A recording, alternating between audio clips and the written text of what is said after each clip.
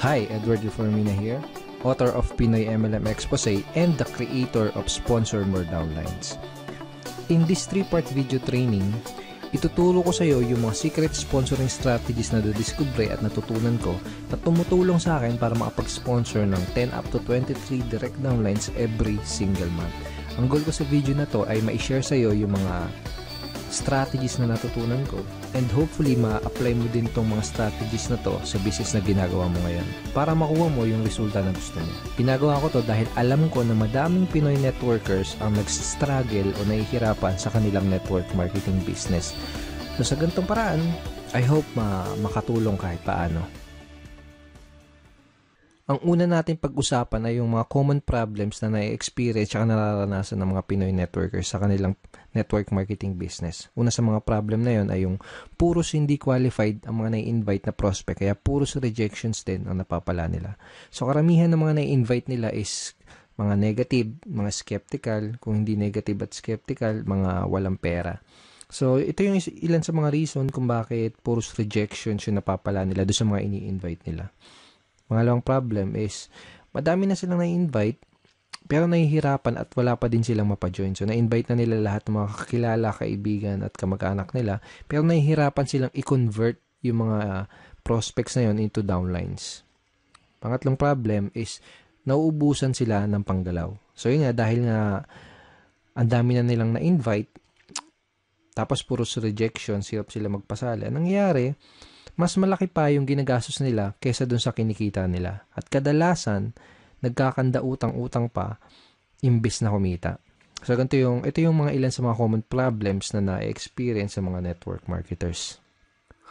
Actually, ito din yung mga naging problema ko nung nagsisimula pa lang ako sa network marketing business ko. So, halos araw-araw akong pumupunta sa office namin para mag-invite ng mga kakilala at kaibigan ko.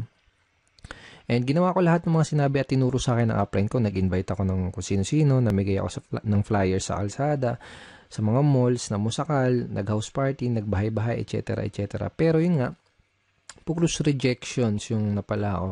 At yung puros rejections yung natanggap ko sa mga prospect ko kahit ang dami ko nang in-invite. Karamihan doon sa mga na-invite ko, puros negative, mga skeptical. Yung iba sinabihan ako na scam daw yung ginagawa ko. Yung iba sinabi, balikan ko na lang daw sila kapag may resulta na ako. Yung iba naman, sinabi na yung mga nauna lang kumikita dyan, kung ano-ano pa. Sa madaling salita, puros mga hindi qualified na prospects yung mga na-invite ko. So, yun nangyari sa akin. After 4 months, isa lang yung napasali ko. Actually, itong isang napasali ko na to parang naawa lang siya sa akin kasi nga wala akong mapajoin. Parang napilitan lang siya na mag-join sa akin. And dahil nga ganun, hindi ako kumikita sa business ko. Puros failures and rejection. Nagkanda utang-utang ako kasi dahil syempre kailangan ng panggalaw. Okay? So, nagkanda utang-utang. And then, ang laki ng pera din na nalugi sa akin. So, umabot ng mga nasa 80,000 mahigit or more. Hindi ko na alam. Pero syempre, hindi ako basta-basta sumuko. Ang ginawa ko, naghanap ng mga solusyon doon sa mga problema ko na yon. Okay? And thank God, nakahanap naman ako ng solusyon. At pagkatapos kong mahanap yung mga solusyon na yun, pagkatapos kong makadiskubre ng mga solusyon doon sa problema ko sa business ko, ito yung ilan sa mga nangyari sa akin. I sponsored 63 direct downlines in 4 short months.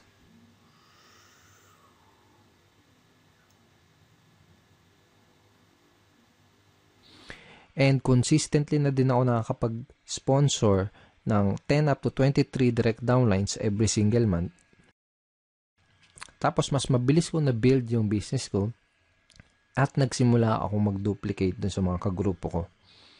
Okay?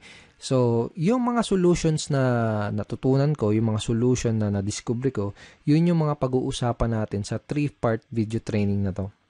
Yung mga solusyon na yun yung mga matututunan mo sa video training series na to. Okay, so pag-usapan ulit natin yung typical scenario na nangyari sa mga network marketers. So, pumasok sila sa network marketing business nila, first time man or kung may past experience. Pero nangyari ganito, excited sila sa una, pump up sila. So, shinare kagad nila yung business nila sa mga kaibigan, sa mga kakilala, kamag-anak nila. Nag-prospecting agad sila. Nag-share sa Facebook, invite dito, invite doon, invite sa kaliwat kanan yung pag-i-invite. Tapos excited na excited sila and pump up sila dahil ang ine-expect nila is makuha na nila yung mga pangarap nila. Ine-expect nila is makuha na nila yung mga goals nila. Okay? Pero ang nangyayari, unfortunately, puros rejections, puros failures, at puros frustrations yung na sumasalubong sa kanila. Tapos nagtataka sila kung bakit ganun yung nangyayari. Hindi nila alam kung bakit ganun yung nagiging resulta kahit binibigay naman nila lahat ng effort nila. Kahit ginagawa na nila lahat ng mga tinuturo sa kanila. Hindi nila alam na ang tunay na problema kaya sila nahihirapan, ang dahilan kung bakit puros rejections ang napapala nila ay dahil hindi nila alam kung paano mag-pre-qualify o mag-sort out ng mga prospects. Kaya nangyayari, madami silang oras, effort at pera na sinasayang sa pakikipag-usap sa mga unqualified na prospects. Hindi din nila alam kung paano sagutin ng tama yung mga common MLM objections. Kaya kahit qualified na yung mga prospect na kausap nila, hindi pa din nila mapajoin dahil sa mga objections na hindi nila nasasagot ng tama. Okay? At hindi nila alam, karamihan, hindi nila alam kung paano mag-close effectively. Kaya kahit madami silang mga prospects na kinakausap, hirap pa din silang makapag-recruit. Bago ko ituro, bago ko i-share sa iyo yung mga solusyon sa mga problema na to, first, I would like you to imagine na nag-apply ka sa McDonald's. Sabihin natin, nag-apply ka sa McDonald's tapos natanggap ka sa trabaho. Pero ito yung scenario, wala kang kahit anong alam sa pagluluto, hindi ka pa nakapagprito kahit isang beses, hindi mo pa nagagawang magluto sa tanan ng buhay mo. Okay? Ngayon, ito yung tanong. Kapag inutusan ka ba ng manager para pumunta doon sa kitchen para magprito ng burger patty, ang tanong is, magagawa mo ba ng tama yung trabaho mo? Yung inutos sa'yo? Malamang hindi kasi nga wala ka pang background, wala ka pang knowledge para gawin yung task na yan. Tingin mo alam mo kung kailan mo babaliktarin yung burger patty. Tingin mo alam mo kung luto na o kung hilaw pa yung burger patty na niluluto mo. Malamang hindi kasi nga wala ka pa nung idea, wala ka pa nung tamang knowledge para gawin yung trabaho na yun. So para magawa mo yung trabaho, ang gagawin nila sa totoong buhay, ang gagawin nila sa'yo dito kapag nag-apply ka pag pumasok ka sa McDo, ang gagawin nila sa'yo, bibigyan ka nila ng tamang training. Okay?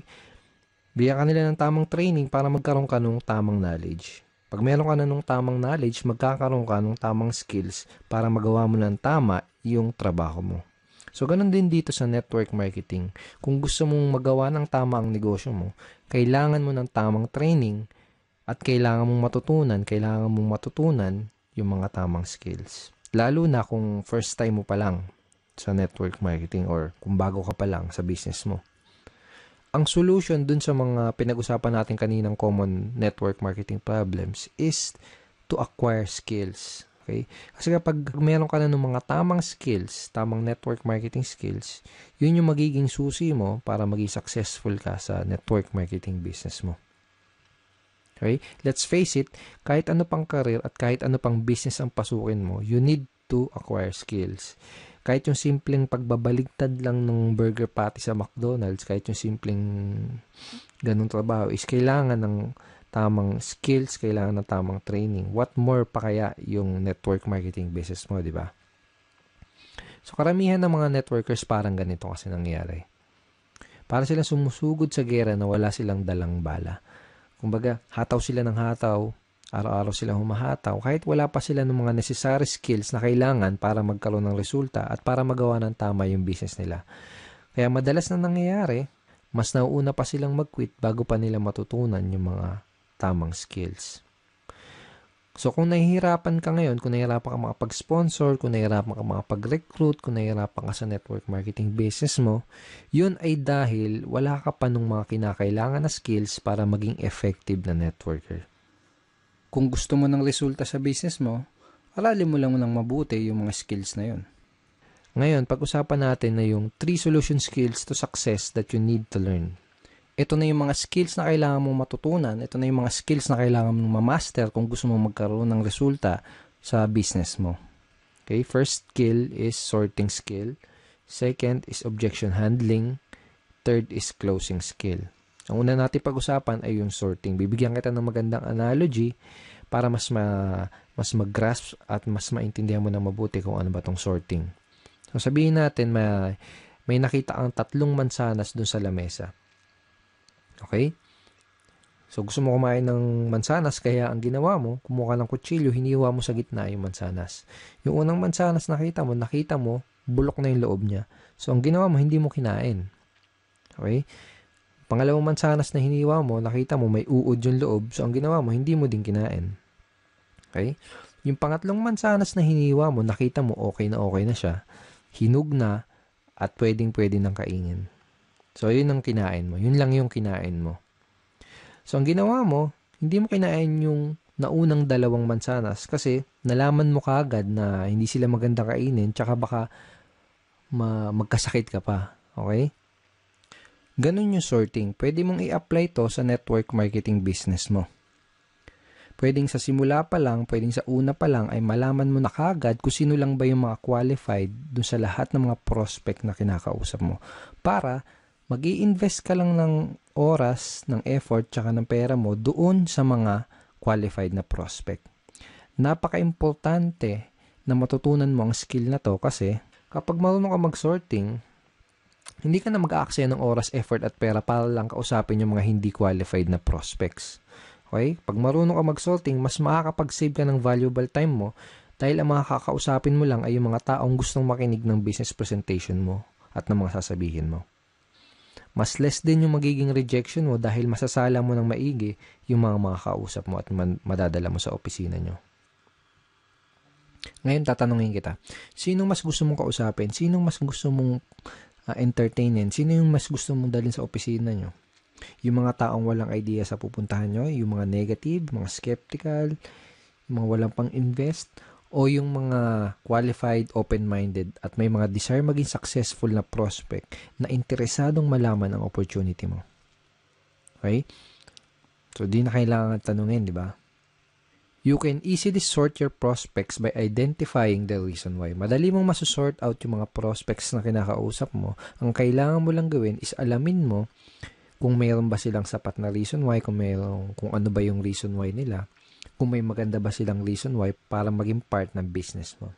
Okay? So sabihin natin may kinakausap kang prospect, may pinoprospect ka, o kaya sabihin natin may nag-inquire sa'yo sa mga advertisement mo, sa mga online post mo, sa mga post mo sa mga dyaryo, etc. Kung ano man yung ginagawa mong promotion. Ito yung mga ilan sa mga kailangan mong malaman para malaman mo kung qualified ba yung prospect na kinakausap mo. Okay? Bakit nila kailangan ng additional income? Bakit nila gustong maging successful? May problema ba silang gusto nilang masolusyonan? Bakit nila gustong magkaroon ng pagbabago at mas magandang buhay? Madali mong ma-identify yung mga reason why ng prospect mo by simply asking the right questions. This time, gusto kitang bigyan ng mga example questions, example lines na ginagamit ko para magawa kong malaman kung yung mga reason why ng prospect ko, para magawa kong malaman kung qualified ba yung prospect na kinakausap ko. So, sabihin natin na introduce mo na yung opportunity mo. Ito yung question na pwede mong itanong sa kanya para malaman mo kung ano yung reason why niya at para malaman mo kung qualified ba siya na prospect para sa business mo. Ito. Pwede mo bang sabihin bakit gusto mong magkaroon ng blank? Okay? So, sabihin natin, in-offer mo yung opportunity mo as a part-time business or home-based business, extra income, o kung ano man. Ganito. Ganito sasabihin mo. Pwede mo bang sabihin bakit gusto mong magkaroon ng home-based business? Pwede mo bang sabihin bakit gusto mong magkaroon ng part-time income? Okay? Another example, another variation ng question na to ay ito. Ano yung reason bakit ka interesado na magkaroon ng blank? Okay? Again, ilalagay mo doon sa blank kung paano mo ina-offer yung opportunity mo. For example, ano yung reason bakit ka interesado na magkaroon ng home-based business? Ano yung reason bakit ka interesado na magkaroon ng part-time income? Ano yung reason bakit ka interesado na magkaroon ng additional source of income? Malalaman mo kung qualified ba yung prospect na kinakausap mo base dun sa isasagot niya dito sa itatanong mo. Kapag tinanong mo sa prospect mo to, ganito yung pwedeng isagot niya sa'yo. Okay. So basically, this is a screenshot ng chat conversation ko with the prospect. Basically, may kinakausap akong prospect sa Facebook and gusto kong malaman kung qualified ba siya na prospect para sa business ko. Kaya tinanong ko, ito, bakit mo gustong magkaroon ng additional source of income? So, ang sinagot niya, first reason is family. Okay? And sinabi niya din na lumalaki na yung family ko. I have one daughter and incoming baby this May 2013. So, basically, ang nangyari, sinabi niya sa akin yung reason why niya. Kung bakit niya gusto magkaroon ng additional source of income. Nalaman ko na qualified siya na prospect dahil meron siyang sapat at magandang reason why para gawin yung negosyo. Okay? Nalaman ko na kailangan niya ng dagdag na income kasi nga lumalaki na yung family niya. So, lumalaki na yung mga bills na babayaran niya, mga nganak yung misis niya, etc. So, sa madaling salita, nalaman ko na qualified siya na prospect by simply asking these questions. Okay. Lahat ng prospect na kinakausap ko, inaalam ko muna ng maigi kung meron ba silang maganda o sapat na reason why. Doon ko kasi malalaman kung qualified ba sila na prospect o hindi. Alam ko kasi na kung wala silang mabibigay na magandang reason why or sapat na reason why, hindi rin sila mamomotivate na mag-take ng action. Hindi sila mamomotivate na mag-join, hindi sila mamomotivate na maglabas ng kapital. Baga wala silang sapat na reason why para magsimula ng isang network marketing business. Kung wala silang mabibigay sa akin na magandang reason why or sapat na reason why, hindi ako mag-aaksaya ng panahon para explainan pa sila, para dalhin pa sila sa office. That is how I sort my prospects and that is how I qualify my prospects. Okay, so possible scenario, sabihin natin na tinanong mo na tong questions na to sa prospect mo, pero sabihin natin ang nangyari ay hindi kagad siya nag-open up sa'yo. Sabihin natin na hindi niya kagad sinabi sa'yo yung reason why niya. Posible kasi na mangyari yon, lalo na kung kakikilala mo pa lang sa kanya o kaya hindi ka pa nakakapag-build ng rapport. Posible na kapag tinanong mo sa kanya tong questions na to, itong ano yung reason bakit ka interesado na magkaroon ng additional source of income, posible na yung isagot niya lang sa'yo ay parang yung mga wala lang. Gusto ko lang kumita ng additional income. Pwedeng ganon. So, walang sapat na reason why, di ba? O kaya naman, pwedeng ang isagot niya ay wala lang. Sino ba naman ang ayaw kumita ng additional income? Parang ganon. So, wala ding sapat na reason why. Ang questions na pwede mong itanong do sa prospect mo para magawa mong mag-open up siya sa'yo at para magawa mong ma-identify yung reason why niya ay itong mga questions na to. Ito, sabihin natin na kumikita ka na ng part-time income, magkano ang gusto mong kitain on a monthly basis? O kaya magkano ang gusto mong kitain na additional income per month? Parang gano'n. Kapag tinanong mo sa prospect mo to, gagawin niya is magbibigay siya sa'yo ng figures. Usually, sasabihin nilang ng prospect is 10,000 per month, 20,000 per month, 50,000 per month, or 100,000 per month. Iba-iba. Okay, so kahit na anong ibigay niya sa yung figure, ito yung next na question na pwede mong itanong sa kanya. Ito, kapag kumikita ka na ng blank, kung magkano yung binigay niya sa yung income na gusto nilang kitain, kapag kumikita ka na ng 20,000 na monthly income, ano yung pinakamalaking maitutulong nun para sa'yo? O kaya, ano yung pinakamalaking maitutulong nun para sa'yo at sa pamilya mo? By this time, kailangan may maibigay na sa yung magandang reason why yung prospect mo para malaman mo at matansya mo kung qualified ba siya na prospect o hindi para sa business mo. So, I will show you another example. So, basically, may kinakausap ulit akong prospect via Facebook chat. And by the way, napakita ko sa yung mga example is Facebook chat, pero obviously, dapat gamitin mo din to sa face-to-face or one-on-one or table talk conversation. Okay? So, again, may kinakausap ako na prospect via chat. Tinanong ko siya kung ano yung reason bakit niya gusto magkaroon ng additional income pero wala siya nabigay sa akin na magandang reason why. Hindi kagad siya nag-open up sa akin. So, ang ginawa ko, tinanong ko kung magkano ba yung additional income na gusto niyang kitain on a monthly basis. Ang sinagot niya sa akin, 10,000 per month. Kaya tinanong ko sa kanya itong question na to. Okay, sabihin natin na kumikita ka na ng 10,000 na monthly income. Ano yung pinakamalaki maitutulong nun para sa'yo? Ang sinagot niya, sa pag-aaral po, pang-araw-araw na gastos sa bahay. And sabi niya, nakikitira lang po kasi ako sa kamag-anak ko. So by asking this simple question, napakasimpleng question lang naman, di ba? Pero very, very powerful in terms of identifying your prospects reason why. And very powerful para magawa mong mag-open up sa'yo yung prospect mo. So, by asking this simple question, nagawa akong mag-open up yung prospect at nalaman ko na qualified pala siya dahil may maganda at sapat na reason why pala siya para gawin yung business. So, pag alam mo na yung reason why ng prospect mo, pwede ka na mag-move on dun sa next step, which is to introduce him or her dun sa business opportunity na ina-offer mo. So, kapag alam mo na yung reason why ng prospect mo, kapag alam mo na yung gusto niyang monthly income na kitain, ito yung line na pwede mong gamitin para madali mong ma-invite yung prospect mo doon sa inyong business opportunity meeting or BOM, sa inyong seminar or online video, kung ano man. Depende sa company nyo. Every company, iba-iba yung sistema nila. Okay, so ito yung line na pwede mong gamitin. Kung may maipapakita ako sa yung paraan na pwede kang kumita ng blank per month doing part-time para their why, isisingit mo dyan yung reason why na sinabi sa'yo ng prospect mo. Willing ka bang tignan kung ano yun? So, for example, kung may mapapakita ako sa yung paraan na pwede kang kumita ng 20,000 per month na income doing part-time para magawa mong matulungan yung asawa mo sa mga gastusin nyo or para magawa mong mabayaran lahat ng mga pagkakautang nyo or para makatulong ka sa mga magulang mo, willing ka bang tignan kung ano yun?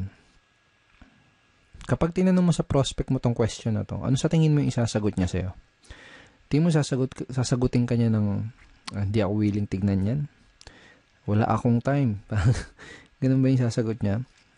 Most likely, ang sasagot niya sa'yo is positive answer. Ang pwedeng isagot sa'yo ng prospect mo ay tulad ng, sige, willing akong tignan kung ano yan. O kaya, mukhang okay yan Ano ba yan? Sige, willing akong tignan kung ano yan. Para mga ganun. So, this is a very effective line na pwede mong gamitin para madali mong ma-invite yung prospect mo dun sa opportunity meeting nyo. Napaka-effective nitong line na to dahil ginamit mo yung reason why ng prospect mo dun sa invitation mo. Ngayon, pag-usapan natin kung ano yung mga pwede mong gawin para mapakinabangan mo na maigi yung mga tinuro ko sa'yo dito sa video na to. Okay? So, ito yung mga kailangan mong gawin. Una, write this example sorting questions that I gave you. So, mamaya balikan mo tong video na to, i-play mo ulit, tapos isulat mo sa papel o kaya i-type mo sa cellphone mo or sa iPad mo yung mga example questions na binigay ko sa'yo. Okay? Second, read this line ng paulit-ulit and try to internalize them. Okay? So, wag mo kabisaduhin. Okay? Mas maganda kung ma-internalize mo siya. Mas maganda kung mas maintindihan mo kung ano yung reason bakit mo siya tinatanong. Basta, tandaan mo, yung mga example questions na binigay ko sa'yo, ang goal mo, kaya mo gagamitin yung mga example questions na yun, ay para ma-qualify mo yung prospect mo at para malaman mo yung reason why nila. Okay? Pangatlo, start asking these sorting questions to your prospect. So, kung may kakausapin ka na prospect mamaya, bukas o sa isang araw, start using these questions. Simulan mong gamitin at itanong yung mga question na yon sa mga prospect na makakausap mo para magawa mong masort yung mga kinakausap mo na prospect at para malaman mo kaagad kung qualified ba sila o hindi sa business mo. Pag ginawa mo yun, mas makakapag-save ka ng time, ng effort, tsaka ng pera mo. Okay? So, thank you so much for watching this video. I hope madami kang natutunan din sa training video number 1. In training video number 2, pag-uusapan natin na yung some of the biggest misconceptions ng mga networkers. Ito yung mga maling akala ng mga networkers na pumipigil sa kanila para magkaroon ng resulta. Pag-uusapan din natin sa training video number 2, kung paano mo sasagutin yung mga common MLM objections. Bibigyan din kita ng free PDF script na magagamit mo sa pagsagot nitong 3 objections na to. So, don't forget to check your email for training video number 2. Ipapadala ko sa iyo yung link ng video number 2 sa isang araw. Hindi bukas, sa isang araw. Kaya sa baba ng video na to, may makikita kang like and share button. Huwag mong kalilimutan na i-click yung like and huwag mo din kalilimutan na i-share tong video na to. And pwede ka rin mag-comment sa baba. Kung may gusto kong itanong, pwede mo rin i-type yon sa comment box below. And I will try my best na sagutin yung question mo. Again, thank you so much for watching this video and see you in video number 2.